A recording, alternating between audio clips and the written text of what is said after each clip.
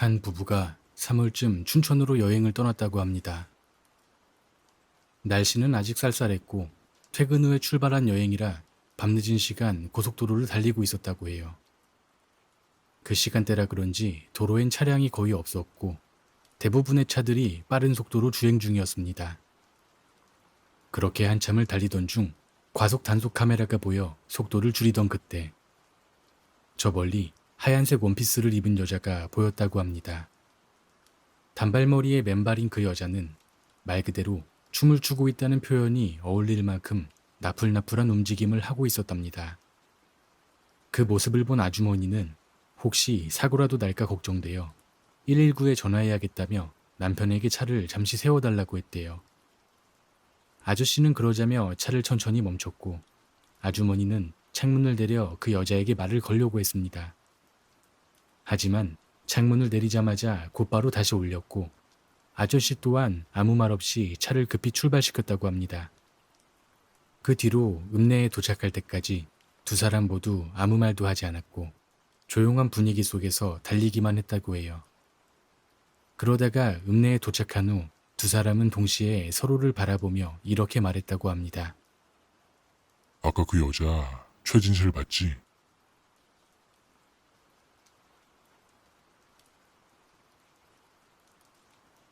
제 친구와 저는 집이 가까운 편이었고 두 집 사이엔 작은 공원이 있어서 늘 그곳에서 만나곤 했습니다. 그날도 친구에게 빌렸던 팔찌를 돌려주기 위해 약속을 잡았고 저는 평소처럼 공원으로 향했죠. 집에서 1분 정도 나왔을 무렵 문득 지갑을 가지고 오지 않았다는 걸 깨달아 다시 집으로 돌아가려 고개를 돌렸습니다. 그런데 그 순간 이상한 장면을 목격했습니다. 저 멀리서 제가 제 집 안으로 들어가는 모습이 보였던 겁니다. 말로는 설명하기 힘든 광경이었어요. 순간 집에는 할머니 혼자 계시다는 사실이 떠올라 정신없이 집으로 달려갔습니다. 현관문은 잠겨 있었고 떨리는 손으로 열쇠를 꺼내 급히 문을 열고 안으로 들어갔습니다. 할머니, 응? 왜 안 갔어? 할머니, 방금 누가 들어오는 거 못 보셨어요? 응? 누가? 아무도 안 왔는데? 숨을 고르며 집안을 이리저리 살펴봤지만 낯선 사람의 흔적은 어디에도 없었습니다. 하지만 저는 분명히 제가 집으로 들어가는 모습을 봤습니다. 어찌됐든 마음을 가라앉히고 친구에게 전화를 걸었습니다. 여보세요? 나 좀 늦을 것 같아. 무슨 소리야? 지갑을 안 가져왔어. 일단 가서 얘기해 줄게. 무슨 말이야? 너 아까 왔다 갔잖아. 순간 머리가 멍해졌습니다. 무섭기도 하고 뭔가 이상했습니다. 결국 친구를 만나기로 하고 진정한 뒤 다시 물어봤습니다. 야, 아까 그게 무슨 말이야? 내가 널 만났다고? 너 갑자기 왜 이래? 아까 나 만나서 이야기 잠깐 하고 팔찌도 주고 갔잖아. 말이 안 되는데. 근데 너 그때 좀 이상했어. 무슨 말이냐고 묻자 친구가 이어 말했습니다. 너 눈을 부릅뜨더니 입꼬리가 이상하게 찢어지듯 웃고 있었어. 그러더니 팔찌만 주고는 바쁘다며 몸을 막 꺾으면서 되게 괴상하게 뛰어갔어. 기분 나쁘긴 했지만 네가 평소에 장난을 많이 치니까 그냥 넘어갔거든. 그 말을 듣고 저는 겁에 질려 소리쳤습니다. 야, 거짓말하지 마. 나 너 안 만났어. 그러자 친구는 화를 내며 소리쳤습니다. 진짜 미쳤어? 준 거 보여줄까? 그러고는 제게 팔찌를 내밀었습니다. 그건 분명 제가 아까 챙겨나온 가방 안에 있었던 오늘 친구에게 돌려주려고 했던 바로 그 팔찌였습니다. 그 팔찌는 저희 엄마가 친구 생일에 직접 만들어준 세상에 하나뿐인 팔찌였는데 말이죠.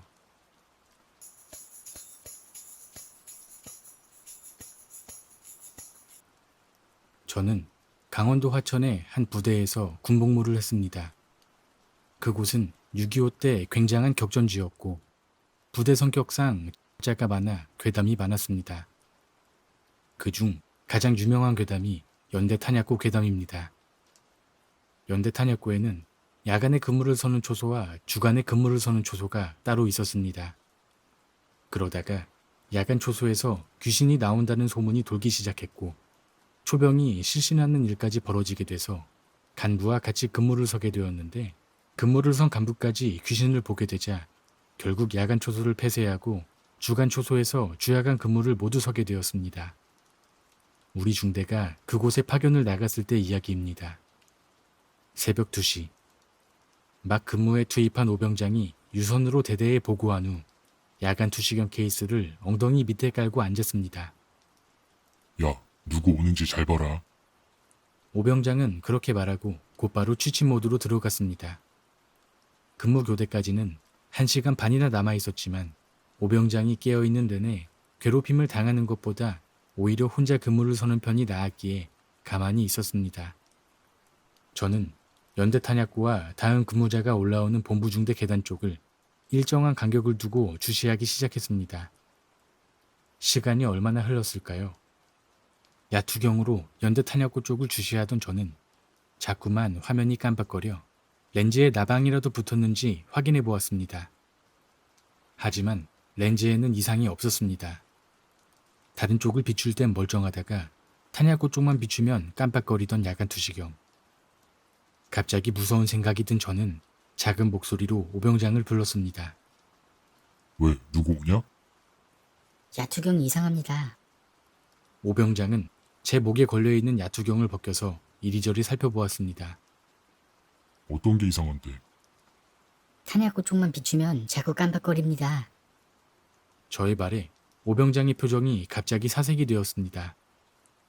야, 내가 방금 꿈을 꿨는데 네가 탄약고 쪽으로 설 때마다 어떤 놈이 난간에 매달려서 너한테 손을 흔들더라고.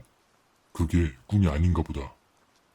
저 이외에도 탄약고에서 정체불명의 인물을 본 사람이 많습니다. 일설에는 부대의 자라고도 하지만 확실하지 않습니다.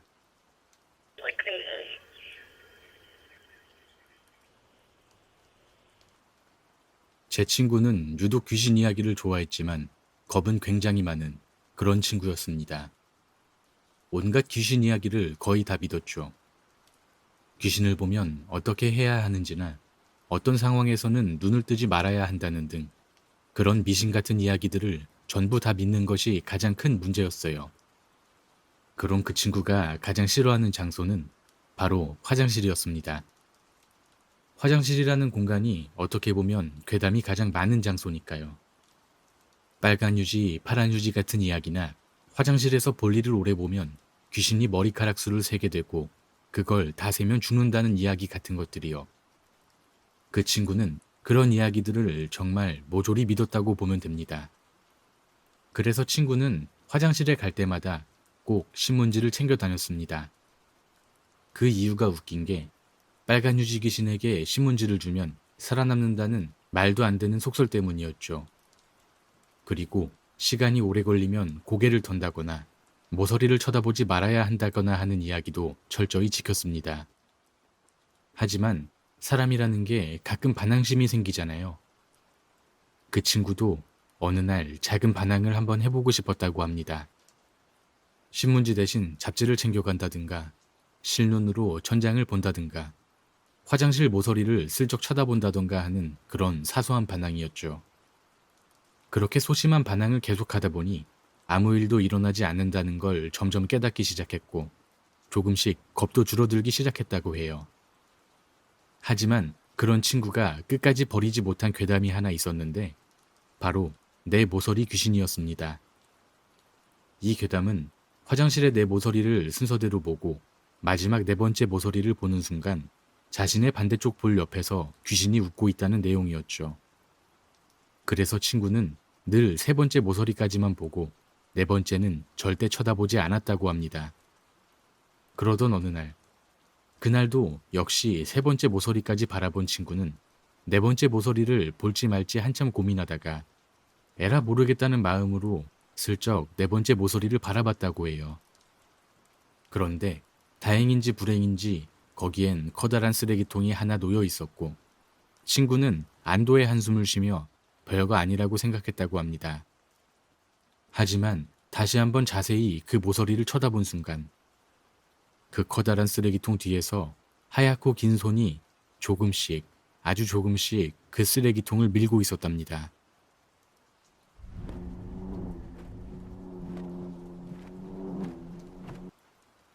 보통 귀신 이야기를 찾아보는 사람들은 여러 가지 이유가 있겠지만 나는 나에게 일어난 일이 아니기 때문인 것 같다. 나는 귀신을 본 적도 미스테리한 일을 경험해 본 적도 없으니까. 그래서인지 귀신 이야기는 친구들이랑 할 수 있는 그냥 단순한 시간 때우기 소재라고 생각했다. 오늘도 동네 친구들끼리 호프집에 모여 히히덕거리다가 귀신 이야기로 자연스럽게 넘어갔고 군대에서 겪은 말 같지도 않은 귀신 이야기, 다시 들어도 오싹한 이야기 등 그런 무서운 이야기를 술안주 삼고 있었다. 친구들의 이야기에 홀려 있었는지 벌써 새벽 3시였다. 맨날 보는 친구들이었지만 워낙 나랑 잘 맞는 친구들이라 술집에서 만나면 항상 과음을 했다. 살짝 어지러운 머리를 힘겹게 지탱하고 집까지 걸어갔다. 집에 가면서 아까 친구들과 했던 공포 이야기가 생각이 났다. 새벽에다가 술에도 취해 있어서 다시금 소름이 돋았다. 그렇게 무서운 이야기를 계속 생각하다 보니 벌써 우리 아파트 엘리베이터에 도착했다.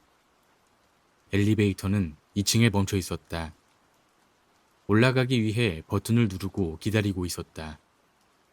2층에 있던 엘리베이터였기에 곧 내려올 거라는 생각에 엘리베이터 위에 층수가 나타나는 표시는 보지도 않고 뒤돌아서 기다리고 있었다. 그런데 한참을 기다려도 엘리베이터는 오지 않았고 뒤돌아 봤을 땐 엘리베이터가 계속 2층에 멈춰 있었다. 보통 엘리베이터를 누르면 숫자 옆에 화살표가 나오는데 그 화살표조차 없이 2층에 멈춰 있었다. 이 아파트에서 10년을 살았는데 이런 적은 처음이었다. 엘리베이터가 고장인가 싶어 조금 더 기다려 보았다. 집이 8층이라 계단으로 가기엔 조금 무서웠다. 10분 정도 더 기다렸지만 확실히 고장인 것 같았다. 온갖 짜증을 내며 계단으로 발을 올리는 순간 엘리베이터 도착음이 울렸다. 뒤를 돌아보니 엘리베이터가 1층에 도착해 있었다. 문이 열린 엘리베이터 안에서는 여자아이와 남자아이가 손을 잡고 까르르 웃으며 뛰어나왔다. 너무 자연스럽게 내리는 아이들을 보며 엘리베이터에 올라타려 했는데 온몸에 소름이 돋았다. 가만히 생각해보니 엘리베이터가 고장나 있었던 게 아니라면 내려간다는 화살표가 표시되어 있었어야 했다. 더 이상한 건 새벽 3시가 넘은 시간에 저 꼬마들이 엘리베이터에서 나왔다는 것이다. 그 아이들은 멈춰있는 엘리베이터 안에서 오랜 시간 동안 무엇을 했던 걸까? 엘리베이터를 타면 위험할 것 같았던 나는 엘리베이터를 포기하고 계단을 선택했다. 그때 뒤에서 남자아이의 목소리가 들렸고 나는 계단을 빠른 속도로 올라갔다. 아깝다.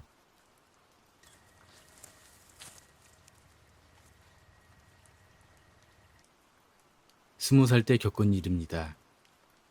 대학에 입학하면서 용돈이라도 제가 벌어 쓰려고 생애 첫 아르바이트를 알아보게 되었습니다. 일자리를 알아보던 중 시급이 2만 원인 식당을 찾게 되었습니다. 저희 집과 거리가 꽤 멀긴 했지만 시급이 괜찮아서 주소를 알아보았습니다. 가게 주소를 확인하니 외곽이긴 했지만 한 번에 가는 버스도 있었고 식당 시설도 좋아 보여 지원하기로 마음먹었죠. 사이트에 적혀있는 핸드폰 번호로 전화를 걸었는데 한 여성분이 받으시더라고요. 구인 광고를 보고 연락드렸다고 말씀드린 뒤 제 소개를 간단히 한 후 그 가게에서 일하고 싶다고 말했습니다. 그러자 전화를 받은 여성분이 자신이 그 식당의 사장이라며 저에게 몇 가지 질문을 했습니다. 어머, 아가씨 잘됐다. 그런데 우리 가게 메뉴판 글씨가 좀 작아서 말이야. 혹시 안경 껴? 아, 저 안경 안 껴요. 시력이 좋아요. 어머, 진짜? 그럼 술이나 담배는? 우리 가게가 금연이기도 하고 직원들도 다 담배를 안 펴서. 술은 조금 하지만 담배는 안 펴요. 술은 하는구나. 그래 뭐 술 정도는 괜찮지. 사장님의 질문이 끝난 것 같아 저도 한 가지 질문을 했습니다. 사장님, 다른 곳에 비해서 시급이 많던데 특별한 이유가 있을까요? 일이 많이 힘든가요? 아니, 일은 다른 식당이랑 비슷한데 여기가 거리가 있어서 교통비를 포함한 거야. 아, 네. 더 궁금한 거 없지? 그럼 내일 오전 10시에 면접 보러 올 수 있어? 아, 그리고 조금 늦어도 괜찮으니까 택시 말고 버스 타고 와. 택시는 택시비가 많이 나오잖아. 그렇게 사장님과의 전화 통화가 끝났습니다. 속으로 땡 잡았다고 생각하며 내일 출근 준비를 하고 잠이 들었죠. 그런데 다음 날 저는 늦잠을 자고 말았고 이대로 버스를 타면 면접 시간에 엄청 늦겠다 싶어 안전하게 택시를 타기로 했습니다. 택시를 탄 뒤 식당 위치를 설명하려 했는데 말로 설명하긴 어려워서 주소를 캡처해둔 사진을 택시기사님께 보여드렸습니다. 택시기사님은 사진을 본 뒤 내비게이션에 주소를 입력하시다가 저에게 대뜸 물어보시더라고요. 아가씨, 근데 여긴 왜 가는 거예요? 그래서 저는 시급을 2만 원이나 주는 식당 아르바이트가 있어서 면접을 보러 간다며 신나서 이야기했습니다. 그런데 택시기사님이 이상하다며 고개를 갸웃거리시더라고요. 아가씨, 잘 알아본 거 맞아요? 여긴 폐공장밖에 없는데 식당 같은 건 없을걸요? 그 순간 시력이며 술, 담배 유무를 묻던 사장님과의 전화 내용이 생각나 소름이 돋았습니다. 그래서 택시기사님께 죄송하다 말씀드리고 집으로 다시 돌아갔고 구인 사이트를 다시 켰는데 어제의 글은 사라져 있었습니다. 오전 10시가 되자 어제 그 번호로 전화가 오긴 했지만 받지 않았습니다. 만약 버스를 탔으면 어떻게 되었을까요?